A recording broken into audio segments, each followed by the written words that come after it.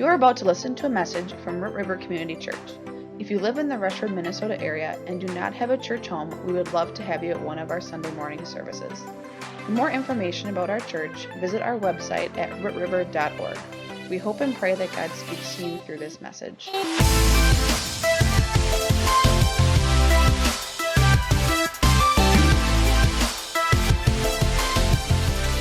We're in this message series called Love is War. I want to invite you to turn to the book of the Bible, Song of Solomon. It's kind of this juicy book of the Bible, but don't worry, we're going to keep it PG this morning.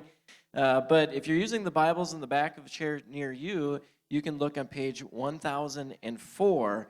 And I'm going to get back to the message here in a moment. I want to remind everybody that we don't just go to church here at Root River Community Church. We want to, say it with me, we want to be the church. We want to, when we walk out of these doors, be the church to people in our neighborhoods, in our family setting, in our workplaces. We want to be the church. We want to love on people, pray with people, pray for people. We want to tell people about Jesus, how he's changed our life. We want to be the church. Throughout the Bible, the word church, it was never meant to refer to a group of gathering of believers, but rather like a movement of believers. And so we want to be the church. We created these cute little wristbands made available for free for you today here at our Connect table out in the lobby. I want to invite you to take one of those wristbands, and just so you know, I'm watching who's taking them. And don't get caught around town without a wristband by Pastor Mike, okay? You got to wear these wristbands. Just a simple reminder for you to be the church, to hold nothing back, and to truly love people.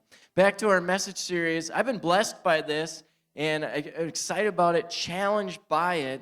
And it starts off really with this passage in Mark chapter 12, where, again, we're going to get to Song of Solomon in a moment. But Jesus has asked this question, what's the greatest commandment out there? And Jesus, he responds, he says this, love the Lord your God with, help me out with this, with all your heart and with all your soul and with all your mind and with, say it like you mean it, and with all your strength. Jesus is like, God doesn't want just part of your life or a portion or even the majority. He wants all. He wants not just 90%. He wants every single part of you. Surrender your entire life to God. Obey him. Submit to him, just as Cole was saying here this morning during the transition. This is what God wants from us. Then Jesus responds and he says, the second is this, love your neighbor as yourself.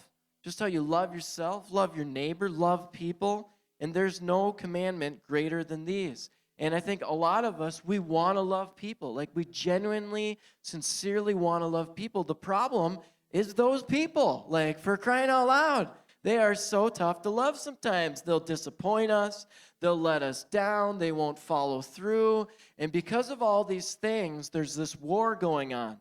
Not between us and the other people, but really within us, like within our own hearts. And love is war. If we truly want to love other people, we got to wage war on these feelings and emotions that so many of us face. And this morning, I want you to think about how your relationships are like vineyards. Your relationships are like vineyards. I got a picture of a vineyard for you up on the screens. And think about how each row in the vineyard represents a different relationship in your life. It could be your marriage. Next one could be your children, other family members, parents, relatives. Another row could be coworkers. Another row could be friends. Different relationships are represented by these different rows in your vineyards. Now, it takes a lot of work and effort to cultivate this vineyard. Here's a picture of my cousin Joe from the internet. You know him very well. Cousin Joe from the internet. And he's cultivating, working really hard, and making this vineyard look nice and produce great crops. It takes a lot of effort to cultivate these vineyards. I learned that if you just want to get started with a backyard vineyard, it can take easily up to $35,000 just to get started. It takes a great deal of investment. You got to make sure the soil's right. You got to work with the soil. You got to make sure that it's watered well and all this different stuff. Well, relationships are like that too, right? It takes great effort to cultivate healthy relationships in our life. And when things are working well, the grapes are blossoming. And there's almost like this romantic kind of feel throughout a vineyard, and it's producing great fruit, and it's kind of luxurious, and things are going well, things are blossoming in your relationships, and that's what we all desire, right? Like in our marriages, in our relationships with our family, our kids, in the workplace. Like, who in here wants the healthy vineyard? Come in, I see your hand. Like, we all want that in our life, okay? Well, here, the book of Song of Solomon gives us a picture of a vineyard and how a vineyard can be destroyed. He says this, catch, say this word with me, catch all the foxes, meaning that there's multiple foxes. I'm going to talk about foxes this morning.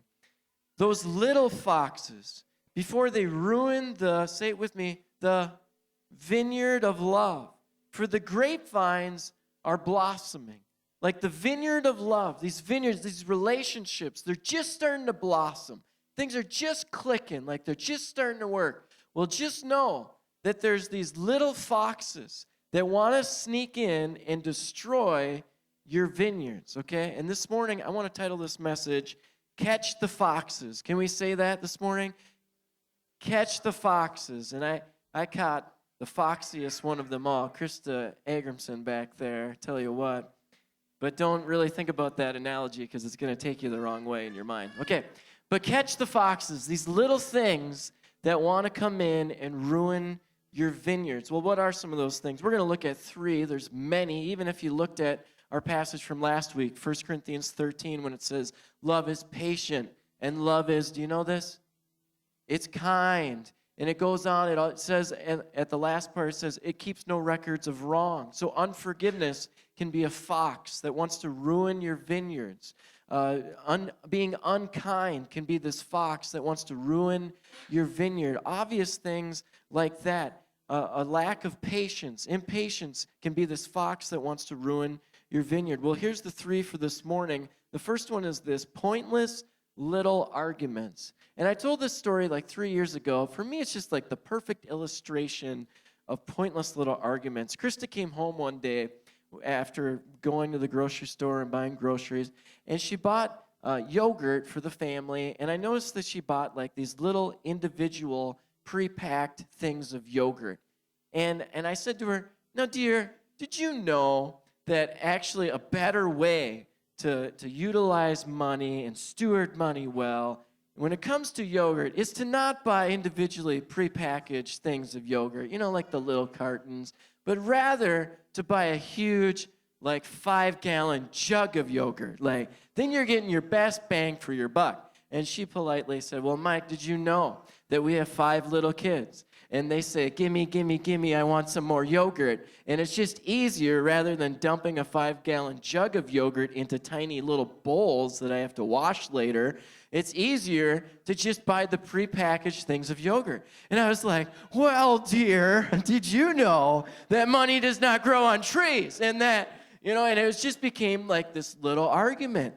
And there's this point where it's like, this is pointless. Like, why are we debating over pennies and cents about little things, jugs of yogurt? Like, how ridiculous is this? It's a pointless little argument. And all these little things, they seem like huge deals in the moment, right? You've all experienced this before. But let me tell you, it's not a huge deal. Like, don't make a mountain out of a molehill. Like, remember, whether it's your kids or whatever relationship, vineyard you might be in, the vineyard is more precious than winning the little pointless argument, okay? It really is. Can I hear a good amen, somebody? It really is. Proverbs 20, verse 3, it says this: avoiding a fight is a mark of honor. Only fools insist on quarreling. 2 Timothy 2, verse 23 says, don't have anything to do with foolish, stupid arguments, because you know they produce quarrels. Here's some more examples of pointless little arguments. It's the coworker wanting to debate about who got the job done first or something like that. It's the coworker at the lunch table wanting to talk about politics or something like that. Let me tell you, that one's not worth going down, okay? Like, avoid, that is a fox that will ruin a relationship. It's the relative who you think cheated you out of money, or they think you cheated them out of money. Like, it doesn't even matter how large of amount it might be. in the end, it's pointless, okay? It's Christians debating over secondary doctrine kinds of things. It's bickering with spouses, with kids, with parents. No, it wasn't Friday, it was Saturday. No, it wasn't a half an hour, it was a full hour. Like all these little arguments that were so quick. Like here's the war. We're so quick to get into it. We're so quick to correct people. We're so quick to say, that's a bad idea about the yogurt. Like we're so quick to go there. Love is war. And it takes this war inside of us to bite our tongue. Everybody do it right now. To bite our tongue and say it's not worth it. This one is pointless. This is a fox that's trying to ruin my vineyard of love for that person, okay? Here, let's look back at Song of Solomon. Before we get to the next 2 points, I want to show you this. Here's the same verse. Catch all the foxes, say it with me, those little foxes. Bible's not talking about big foxes. Bible's talking about little foxes, okay? Now, I want you for a moment to picture the scariest, most horrific, terrifying, keep you up at night, lie awake, nightmarish kind of fox, okay? You got it in your mind? I searched the internet for one too. It's right next to Cousin Joe in the vineyard was this picture of this horrific fox. Now, if you have children in the room, you might want to cover their eyes, okay? Here's a picture of a really little, scary fox. Are you ready? It's terrifying. Doug, are you okay over there? Okay. Like, this is terrifying, right? No, it's not. Down in our neighborhood where we live by the bluff, we walk up the bluff, and the talk of the neighborhood is how there's this little fox up on the bluff. And I saw it one time. It's as cute as this thing. Like, it's a lot of fun to look at. And as I was walking up and looking at the little fox, trying to find it again, I was thinking about this passage about foxes. And I started thinking, like, well, how dangerous really are foxes? And so I did what everybody else does. I Googled it. And every single article that was out there said, foxes are not dangerous. Foxes are not dangerous. Foxes never attack people. Foxes are not dangerous. Like, every single time. And so I started thinking, like, well, why is the Bible warning us about foxes if they're not that dangerous, okay? And this is why. It's because these little foxes have great potential to ruin your vineyard. But you will never take it that serious if it's just this little thing. Oh, it's just a little bit of bickering in my life. Oh, it's just a little bit of impatience. I just got to deal with it a little bit. Oh, it's just this little lack of kindness in our relationship right now. Oh, it's just this. And you'll trivialize everything if you don't recognize that the threat is real. And actually, when it comes to little foxes in vineyards, I Googled this one too. As when it comes to little foxes in vineyards, these things can be very dangerous to a vineyard. What happens is these little foxes, they come into vineyards, they hide underneath the rows in the vineyards, underneath the bushes, so they're hidden. You never see them. You never suspect them. They don't eat the grapes off the vines, which is what I always thought they would do, but rather they eat the roots of the vineyard. Like they're going around trying to just nibble away at the roots in the vineyard. And if you let it long enough remain there, it literally will ruin your vineyard of love. What a great picture for all of us. How we so often trivialize things. Oh, it's not that big of a deal. Oh, we're doing fine. Our marriage is fine. Oh, my kids are fine. Oh, that. But there's all these little foxes running around our vineyards. And if you don't take the Bible seriously, it will ruin your vineyard of love. Here's another fox for us. It's this. It's unexpressed and unrealistic expectations. You might be saying, oh, that sounds like a little fox. It really is. But again, if you let it run wild in your vineyard, it will ruin it, okay? Unexpressed expectations. Did you know that 80% of our expectations that we place on other people are unexpressed? Meaning, we think that they can read our minds. And we get so disappointed when they don't read our minds, when they don't take the time to read our minds. Wives in the room, just so you know, your husband cannot read your mind. He really can't. I know you thought that he could about taking out the trash and stuff like that. He can't. He can't read your mind. Men in the room, your wife actually can read your mind. It's amazing. She can read it. No, she can't either. Like, she can't read your mind. And so you got to express these expectations. Even with kids, like, I know that I need to express my expectations on my kids. Jeff O'Donnell taught me this one. Before I go into a grocery store now, I turn around in the car, say, hey, kids, before we go in there, let me tell you what I expect. And they say, no whining, no crying. I said, right, let's go in there. I mean, like, you express these expectations to these people. In the workplace, so often we get frustrated with our coworkers or boss because we never express what we're expecting from them. Josh Petty and I, we work closely together here at the church. And one day I sat down, I'm like, Josh, here's a 2-page list of things I expect from you. Do you understand this? And I tell you what, you got to get it on paper in some of these relationships. Otherwise, if it's not on paper, it doesn't exist. Like, it's these thoughts that just flee from us and escape us. Some relationships require more work. You got to even get it on paper. I was thinking about Genesis 24, about how Abraham, he sent out one of his servants looking for a wife for Abraham's son Isaac. And Abraham, he was very specific with his expectations. He's like, let me tell you exactly what I'm looking for my son. This woman, she must be from our home country. She must be from among our relatives. You must give her gifts of gold, jewelry, and fine clothing. She must be willing. He's telling him all this different stuff. She must be willing to travel to where Isaac lives. The servant in Genesis 24 responds back. He wants to clarify something. Well, what do you mean by this? And Abraham's like, no, I didn't mean that. I mean this. Like, they're working out their expectations. And each relationship needs a level of communication where you're expressing these expectations. Hey, Dad, just so you know, when you're with my kids, I expect you to do this. Like, I don't want to force anything on you, but I'm just telling you, like, I expect you to do this. Like, can you please turn off the TV? Can you please do this? Can you please do that? Otherwise, you go home, and you're like, I can't believe my dad. Like, all these different things, you need to express these expectations. And the expectations, they need to be realistic. You need to be thinking about, is this a realistic expectation I'm putting on this person? Like with Josh Petty and I need to take into account his time, other things I'm expecting him to do. They need to be realistic. And let me tell you this, Hallmark movies and Facebook, can I hear a good amen already, somebody? Like, Hallmark movies, Facebook, social media, they can be wonderful things, but they can create these unrealistic expectations inside of all of us.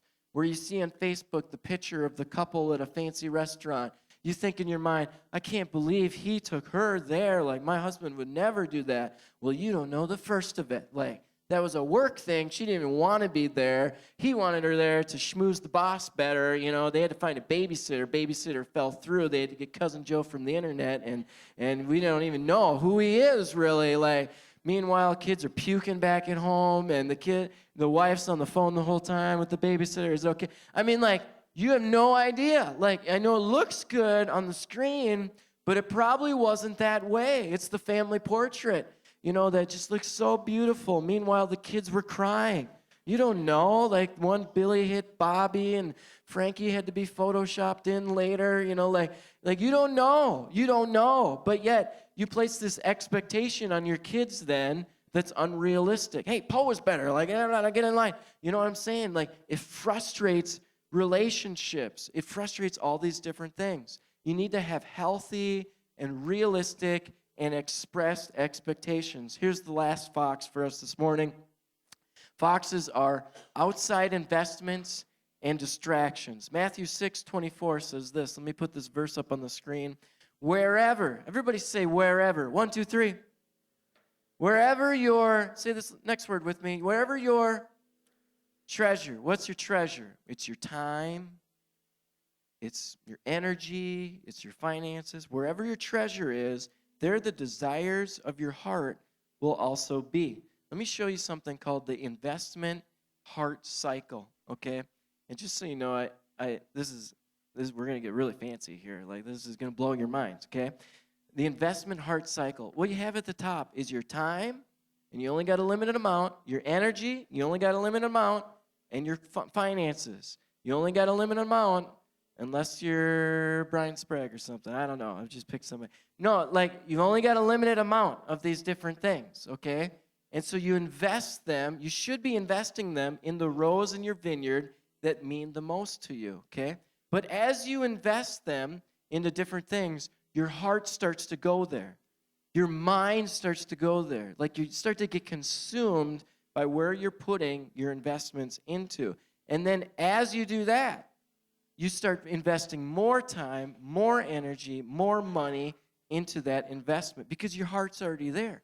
Your mind is already there. Let me tell you how this plays out in our relationships. I love this church. Anybody else love this church? Like I really do. It's changed my life. I'm so thankful for it. I'm so thankful for all the people. During worship, I was looking out through the windows, just watching all the people serve at the front door and at the side doors, and people bringing coffee out. And I'm just like, man, I just love this church. And people walking in late to church. No, I'm kidding.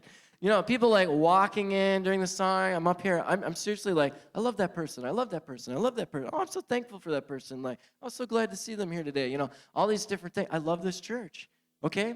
Because I love it, and because it's my job, I put a lot of time into it, a lot of energy into it. I tithe just like everybody else who calls this their church home. And so my finances are wrapped up into it. Because of my investment into this place, my heart is here. My mind is here. Like, I love this place. But almost to a negative point. Okay, now don't read me wrong here. But this can become an unhealthy cycle in our lives as well. Because it can start to rob away, whatever it might be. Maybe it's the church for some. Maybe it's a hobby for others. Maybe it's something else, okay? It's an outside investment. And it can become an unhealthy thing in our relationships. Because all of a sudden, your heart is there, your mind is there, and I go home, but my mind is still here. And my heart is still here. And my kids are trying to talk to me, and they're trying to play with me. My wife's trying to engage with me, but my heart is still here. My mind is still here. And if that's you with an outside thing other than what's really important in your vineyards, it will start to be this fox in your vineyard that will start to eat away at the roots of the rows that are so crucial, so vital for you to keep on cultivating. And so what you need to do, you need to reinvest into the rows in your vineyard that are so important in your life. So this past January, during the 21 days of prayer and fasting, I started praying like, Lord, you got to help me make sure that my mind and my heart is more focused on my family than it is here at the church. Again, I love this church, but it just became unhealthy. And it can so easily in our lives become an unhealthy kind of thing, whatever it might be. It's a hobby. It's working overtime. It's this or that, okay? And so I started praying, Lord, you got to help me overcome this in my life. 4 days into the fast, it was a Thursday, and I woke up not thinking about this at all. I remember I was talking to my dad, though, later in the day, and he said, hey, Mike, they were down in Gulf Shores, Alabama. They winter down there. He's like, you should come down here. Like, you should really come down here. I'm like, oh, I don't know, Dad. And then I remembered that someone gave us a gift. Somebody from the church gave us a financial gift to make something like this happen. And I was like, you know what? I should come down there. And like within a matter of a couple hours, I totally impulsively booked a trip to Gulf Shores, Alabama. Don't always recommend doing that. If you're going to be impulsive about something, just get the big jug of yogurt. You know, that's the best thing. But like, I totally impulsively booked this trip to Gulf Shores, Alabama. I mean, I'm talking about plane tickets, like for all the kids. And I went to bed that night just so excited, not thinking about church. Again, I love the church, but it can become this outside investment in our lives to steal away from the rows in our vineyard that are more important. But I went to bed that night not thinking about the church, but just thinking about my kids picking up seashells along the shore, you know, just running out to the beach. And I couldn't even sleep that night. I was like, I'm so excited. I'm going to bring my wife back there, that foxy lady, out on a date, you know, and my kids, the parents are going to watch the kids. And, you know, I'm just like planning all this stuff. I'm so excited. For like the next several days, I couldn't sleep. All I could think about was my family. All I could think about was my wife and my kids, the way it should be. But it takes us investing, like going out of our way saying, I'm going to stop investing here so much. I'm going to invest into these rows that are more important. And it doesn't have to be a trip to Gulf Shores, Alabama. It could be like, I'm going to buy my wife flowers. I'm going to buy my wife a chocolate. I'm going to buy my husband some yogurt. I'm going to buy, you know, like whatever it might be. Like I'm going to go out of my way and make sure that my investments are where my heart should really be. That's the promise in Matthew 6:21. Wherever your treasure is, wherever your investments are, there the desires of your heart will be also. And so you got to catch the fox. If it's an outside investment, a distraction in your life, it could seem so healthy. It could seem like such a great thing, but it can start to ruin your vineyards of love that are just starting to blossom. I want to invite Mona on up to the stage to play for us as we close. But I just want to say, your vineyards are so precious.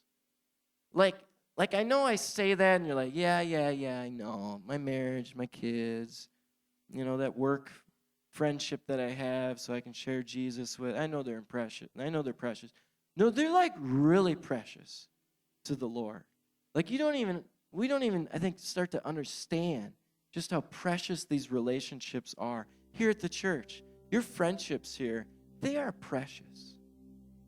So precious that Jesus says, love the Lord your God with all your heart, all your soul, all your mind, all your strength. And then he's like, love your neighbor as yourself. I think God's saying, like, your vineyards, pay attention to your vineyard. They're precious. They're beautiful. They have great power to produce fruit in your life. Cultivate them. Cultivate them. Don't let outside things be a fox that can ruin your vineyard. Don't let pointless little arguments that 10 years from now you'll forget and not even remember ruin your vineyard. Like don't go there. Don't create these unhealthy expectations that we place on people. Like, remember, your vineyard is precious. And let me tell you, the number one most precious row that should be in all of our vineyards, it should be our relationship with Jesus. Number one row in your vineyard. It's not your spouse. It's not your kids. It's not whatever it might. It's your relationship with Jesus. And I always say that God does not desire religion from you, but relationship with you. But the devil works overtime to try to ruin that relationship. He sneaks in these little foxes that we kind of trivialize. It's just a little sin in my life. It's not going to do anything. No. It's a fox that will ruin your vineyard. They'll try to get you to not trust God's word anymore. Try to get you to not trust God's character anymore, his kindness, his ability to forgive. It's this unhealthy expectation. Where's God? I expected him to be the genie. I rubbed the bottle. I rubbed the lamp. Where is he? Well, it doesn't work like that. It's based upon trust. Trust God. It's these unhealthy expectations we place upon him.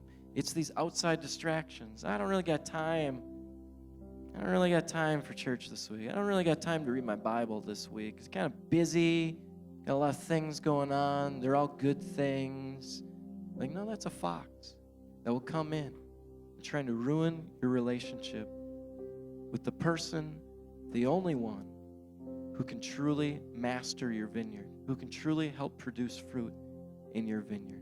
He's the king gardener. Can I hear a good amen, somebody? Would you trust him this morning?